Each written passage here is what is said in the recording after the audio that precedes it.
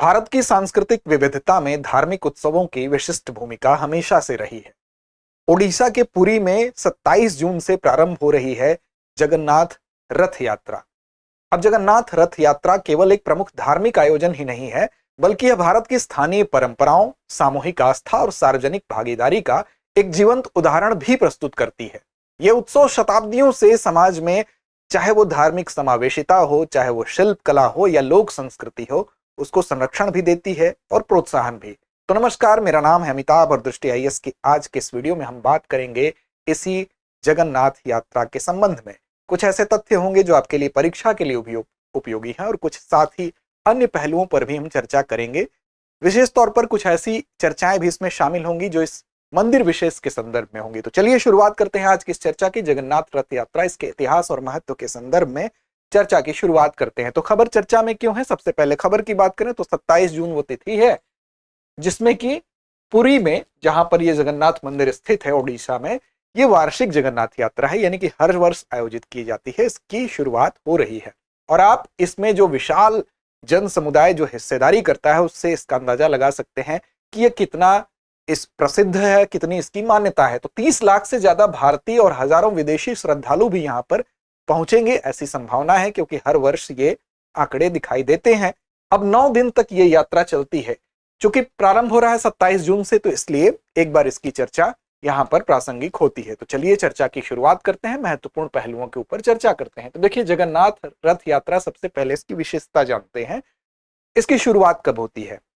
हर साल अगर आप देखेंगे तो हिंदी मास के हिसाब से अगर आप देखेंगे तो आषाढ़ शुक्ल द्वितीया को ये वो तिथि है हिंदी मास के हिसाब से। और अगर अंग्रेजी महीने के हिसाब से आप देखेंगे तो जून जुलाई का महीना अमूमन ये होता है जब ये हर वर्ष वार्षिक रूप से एक हिंदू त्योहार के रूप में इसको सेलिब्रेट किया जाता है और 9 दिनों तक इसको सेलिब्रेट किया जाता है, जब तक कि इस यात्रा की पूरी अवधि होती है। अब पुरी का जो जगन्नाथ मंदिर है उसी से ये यात्रा प्रारंभ होती है और यात्रा कहां तक जाती है तो गुंडिचा मंदिर तक जाती है। और ये दूरी कितनी होती है तो लगभग 3 किलोमीटर की होती है। अब यहाँ पर यह माना जाता है कि जो गुंडिचा मंदिर है वो बेसिकली यहाँ पर जो भगवान जगन्नाथ थे, उनके भाई बलभद्र थे और साथ साथ उनकी एक छोटी बहन थी जिनका नाम था देवी सुभद्रा।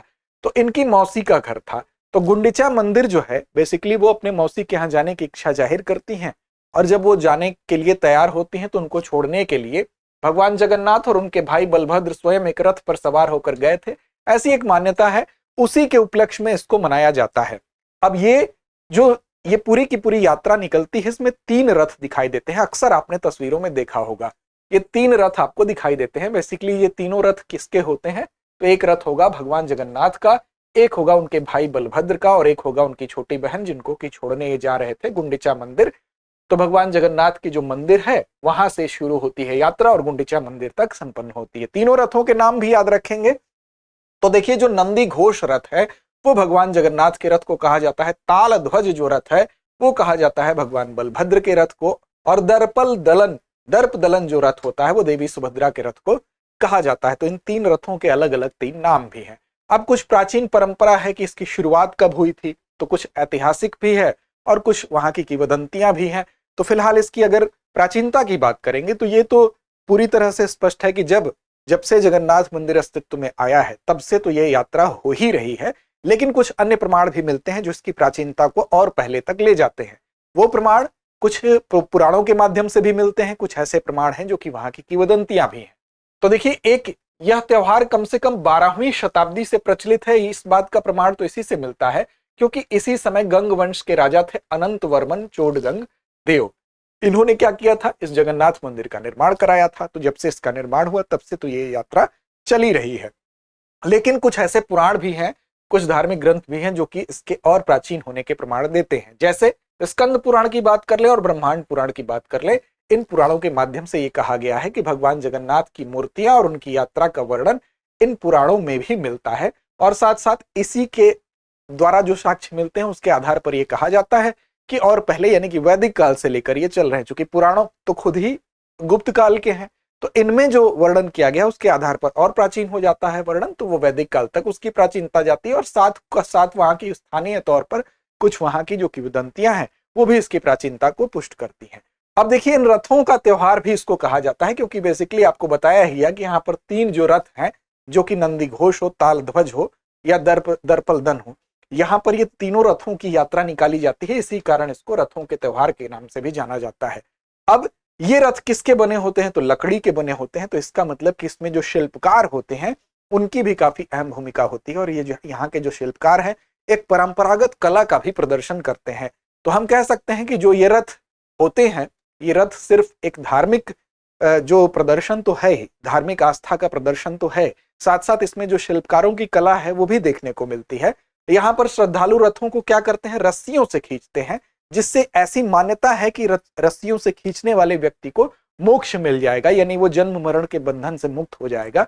तो ये ऐसी यहाँ की मान्यता है। अब आगे अगर आप देखें इन तस्वीरों में, तो ये विशाल जन समुदाय आपको दिखाई दे रहा है, जो कि इसकी महत्ता को दर्शाता है। इसके अलावा ये जो आप देख रहे हैं लकड़ी से जो शिल्पकारों ने जो कारीगरी की है, शिल्पकारी की है, वो यहाँ पर आपको दिखाई दे रहा है। ये वो रस्सियां हैं जिसको खींचा जाता है, जिसकी सहायता से रथ को खींचा जाता है, और ये मान्यता है कि इससे आवागमन के चक्र से मुक्ति मिलती है, मोक्ष मिलता है। इसके अलावा ये तीन रथ आपको चित्र में दर्शाए गए हैं, यही वो तीन रथ हैं, तीन प्रतीक हैं, तीनों अलग अलग देव और देवियों के। अब जगन्नाथ मंदिर के विषय में बात करते हैं कि वास्तव में जगन्नाथ मंदिर के विषय में भी आपको जानना चाहिए, क्योंकि जो हमारी 4 धाम की यात्रा होती है हिंदू धर्म में, उसका एक अभिन्न हिस्सा है। अब देखिए, ओडिशा के पुरी में जगन्नाथ मंदिर की स्थिति है, एक हिंदू मंदिर है, और विष्णु जी के अवतार माने जाते हैं जगन्नाथ जी, उन्हीं के एक रूप माने जाते हैं भगवान जगन्नाथ को, उन्हीं को समर्पित ये मंदिर है। कब निर्माण हुआ था? तो 12वीं सदी में इसका निर्माण हुआ था। पूर्वी गंग जो राजवंश थे, उन्हीं के राजा थे अनंत वर्मन चोडगंग, उन्हीं के शासनकाल में इसका निर्माण हुआ था। हालांकि इसका निर्माण और आगे भी हुआ, और पूर्ण इसको कराया था अनंग भीम देव तृतीय के शासनकाल में 1230 ईस्वी में यह पूर्ण हुआ था। इस मंदिर को श्वेत पैगोडा भी कहा जाता है, और साथ साथ इस मंदिर को यमनिका तीर्थ भी कहा जाता है। यमनिका तीर्थ कहने का कारण यह है, यम का मतलब होता है मृत्यु के देवता, और मृत्यु पर जब भगवान जगन्नाथ यहाँ पर आए तो वहां पर इन्होंने मृत्यु के देवता पर विजय प्राप्त कर ली। तो ये एक प्रतीक के तौर पर भी माना जाता है कि यहाँ पर आने से आप मृत्यु पर विजय प्राप्त कर लेते हैं, इसीलिए आप आवागमन के चक्र से मुक्त हो जाते हैं, इसीलिए इसको यमनिका तीर्थ भी कहा जाता है। अब 4 धाम हमारे जो है बद्रीनाथ, द्वारका, पुरी और रामेश्वरम, उसका एक हिस्सा भी है, तो 4 धाम यात्रा के एक पार्ट भी है, और यूनेस्को विश्व धरोहर स्थल के रूप में जगन्नाथपुरी मंदिर को जाना जाता है। इस मंदिर को आप तस्वीरों में देख सकते हैं। इस मंदिर की कुछ अन्य विशेषताएं भी, अब देखिए इसको, इसमें अलग अलग जो पार्ट हैं उसके विषय में, इसकी वास्तुकलात्मक विशेषताओं के अंतर्गत हम चर्चा करेंगे। तो इसकी सबसे पहले वास्तुकलात्मक विशेषताओं की अगर बात करेंगे, तो ये नागर शैली की एक उपशैली है, कलिंग स्टाइल, यानी कि कलिंग स्कूल, उसके उसी शैली पर यह आधारित है। तो कलिंग शैली में यह बना हुआ है। नागर शैली आप जानते हैं मुख्य तौर पर ये उत्तर भारत की जो वास्तुकला की शैलियां हैं, नागर, द्रविड़ और बेसर 3 शैलियां हैं मुख्य रूप से।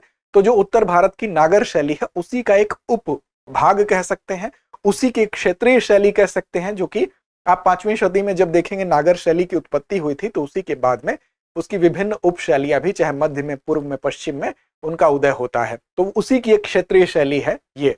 अब नागर शैली की कुछ विशेषताएं होती हैं, जैसे कि उसका आधार जो होता है वो पंचायतन शैली का होता है, उसमें एक सभा कक्ष भी होता है, मंडप भी होता है। इसके अलावा जो मुख्य मंदिर होगा, मुख्य मंदिर के सामने गंगा यमुना की जो देवी हैं उनको भी दर्शाया जाता है। इसके अलावा ऊंचे चबूतरे पर निर्माण किया जाता है, चारों ओर परिक्रमा करने के लिए एक प्रदक्षिणा पथ बनाया जाता है। जो शिखर होता है, 3 प्रकार के शिखर होते हैं, तो शिखर भी इसमें पाया जाता है। जैसे एक शिखर होता है, शिखर के देखिए 3 प्रकार होते हैं, एक होता है लैटिन, एक होता है फमसाना और एक होता है वल्भी। तो जो लैटिन होता है उसका आधार कैसा होगा? वर्गाकार होगा, और उसके बाद उसका शिखर जो है ऐसे ऊंचाई पर जाता है। वहीं पर दूसरा जो होगा फमसाना होगा, फमसाना में जो उसका आधार होगा वो इसकी तुलना में थोड़ा सा चिपटा होगा, और इसका शिखर भी इसकी तुलना में थोड़ा सा नीचे होगा। वहीं पर तीसरा जो वल्भी होता है, वल्भी में जो आपका नीचे का जो आधार होगा वो पूरी तरह से आयताकार हो जाएगा, यानी ये एकदम स्पष्ट तौर पर आयताकार हो जाएगा, और ये ऐसे हो जाएगा। तो इस तरह से इसमें और ज्यादा इसकी ऊंचाई भी कम हो जाएगी और इसका आकार भी और चिपटा हो जाएगा। तो ये 3 मुख्य तौर पर जो शिखर होते हैं, तो शिखर भी यहाँ पर आपको दिखाई देंगे। अब जगन्नाथ मंदिर की अगर बात कर ले, तो नागर शैली की सामान्य विशेषताओं की बात हो रही थी, जो कि यहाँ पर आपको दिखाई देगी। तो यहाँ पर घुमावदार मीनारें भी हैं, जटिल नक्काशी उन पर किया गया है। इसकी ऊंचाई लगभग 65 मीटर है, 214 फीट इस मंदिर की ऊंचाई है। परिसर में कई छोटे बड़े अन्य मंदिर भी बनाए गए हैं। इस विशाल परिसर की अगर बात करेंगे तो 4 लाख वर्ग फीट से ज्यादा के क्षेत्र में फैला हुआ है। और चूंकि मैंने बताया सामान्य विशेषता के अंतर्गत कि एक 4 दीवारी के अंदर घिरे होते हैं, तो ये 4 दीवारी से घिरा हुआ है। अब मुख्य मंदिर के शिखर पर एक 20 फुट ऊंचा आपको नील चक्र भी दिखाई देगा, जिसमें कि 8 तीली है। इसमें आपको छोटा सा ये नील चक्र यहाँ पर बना हुआ है, अष्ट धातु से बना है और 8 चक्र इसमें है। इसके ऊपर एक पताका दिख रही है, यानी कि एक ध्वज दिख रहा है। इस ध्वज को रोज बदला जाता है, ये भी इसकी विशेषता है। अब ये तो इसकी सामान्य विशेषता होगी। आगे चलते हैं, देखिए मुख्य मंदिर आपको यहाँ पर दिखाई दे रहा है। इस मुख्य मंदिर को इस तरह से बनाया गया है कि किसी भी समय मंदिर की जो छाया होती है वो जमीन पर नहीं पड़ती है, और इस तरह से स्थापित है कि यह शहर के किसी भी हिस्से से आपको दिखाई देता है। अब इसका जो गर्भगृह है, यानी कि मुख्य मंदिर, ये वाला जो पोर्शन है, इसी में गर्भगृह यानी मुख्य देवता, चाहे वो भगवान जगन्नाथ हो, बलभद्र और सुभद्रा हो, उनकी मूर्ति स्थापित होगी। उसके आगे यहाँ पर ये आपको दूसरा पार्ट दिख रहा है, तीसरा और चौथा। तो ये पार्ट अलग अलग पार्ट है, इसके बारे में भी हम बात करते हैं कि ये क्या है। तो देखिए कलिंगा स्टाइल का ये है, कलिंगा वास्तुकला का सबसे परिष्कृत उदाहरण इसको माना जाता है। और एक प्रांगण है, प्रांगण के अंदर ये मध्य में एक ऊंचे मंच पर इस मंदिर को बनाया गया है। ये मंदिर मुख्य मंदिर आपको दिखाई दे रहा है। इसके मुख्य भागों की अगर बात करें तो 4 मुख्य घटक हैं। कौन कौन से मुख्य घटक है? तो पहला आप देख रहे हैं विमान या देउल। मुख्य मंदिर यानी ये वाला जो पोर्शन है इसको कहते हैं विमान या देउल, और यहीं पर इसी के अंदर गर्भगृह में आपको जो 2 देवता और 1 देवी हैं वो स्थित हैं। दूसरा आपका पार्ट है इसी में, इसमें अगर बात करें तो वक्रीय मीनार है, जिसको शिखर कहा जाता है। इस मीनार को आप शिखर कहते हैं। और इसके अलावा पंचरथ, पंचरथ मतलब रथ क्या होता है? तो देखिए यहाँ पर उभार दिखाई दे रहा है, तो ये 5 उभार इस मंदिर में आपको दिखेंगे, इसी को पंचरथ कहा जाता है। मतलब ये होता क्या है, रथ होता क्या है? तो मंदिर का जो आधार होगा, जो मुख्य मंदिर जो गर्भगृह वाला पोर्शन है, जिसको पीछे अभी मैंने आपको दिखाया, ये वाला जो पोर्शन है, इसमें नीचे से बेस आधार से लेकर और उसके ऊपरी हिस्से तक शिखर कुल 5 उभरे हुए भाग होते हैं, और इसी उभरे हुए भाग को रथ कहा जाता है।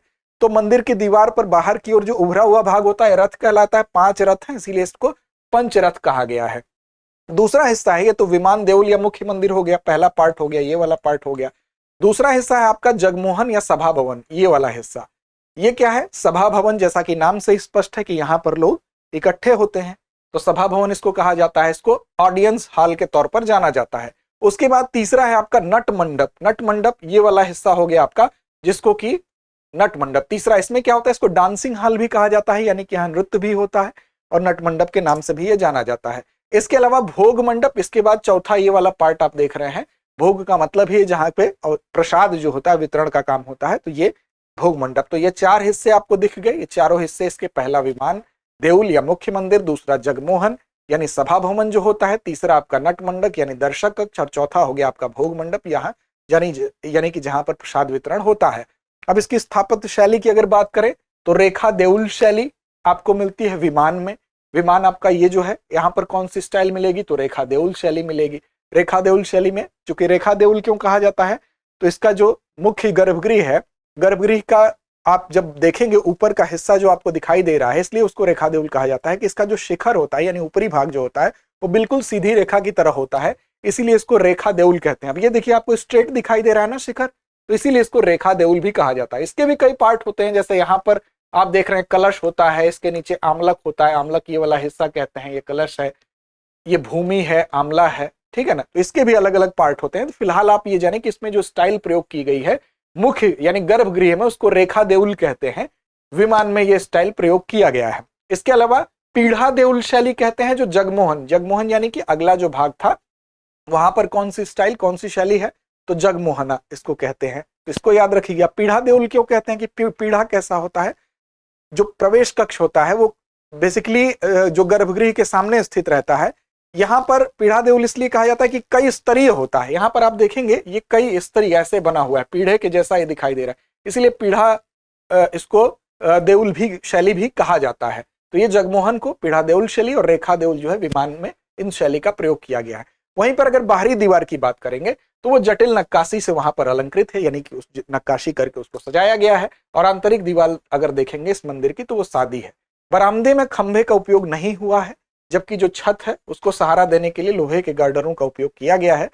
मुख्य मंदिर की जो भूमि योजना है वो वर्गाकार है, यानी उसकी मुख्य मंदिर की जो भूमि है वो कैसी है? वर्गाकार है। तो ये याद रखेंगे। और यहाँ पर इस मंदिर में प्रवेश करने के लिए 4 द्वार बनाए गए हैं। उन चारों के अलग अलग नाम हैं, जैसे कि पूर्वी द्वार जो है उसको सिंह द्वार कहा जाता है, 2 झुके हुए सिंहों वाला मुख्य द्वार है। यही इसका मेन एंट्रेंस है, जिसको कि सिंह द्वार के नाम से जाना जाता है। इसके अलावा दक्षिणी द्वार है, अश्व द्वार इसका नाम दिया गया है, पश्चिमी को व्याघ्र द्वार और उत्तरी को हस्ती द्वार। तो ये आपके जगन्नाथ मंदिर की पूरी संरचना है। और महत्व क्या है? तो महत्व यही है कि यहाँ पर ये जो रथ यात्रा निकलती है उसमें शामिल होने वाले श्रद्धालुओं के लिए ये मान्यता है कि वह उसमें हिस्सा लेने से मृत्यु पर विजय प्राप्त होती है और आवागमन चक्र से मुक्ति मिलती है, यानी कि मोक्ष की प्राप्ति होती है। तो आपने इसका इतिहास जाना, इसका स्थापत्य जाना, इसका महत्व जाना है। और ये हर वर्ष आयोजित होने वाला एक उत्सव है। और आप जानते हैं कि ये उत्सव शताब्दियों से समाज में धार्मिक समावेशिता, शिल्प कला, लोक संस्कृति को संरक्षण भी दे रहा है और प्रोत्साहन भी दे रहा है।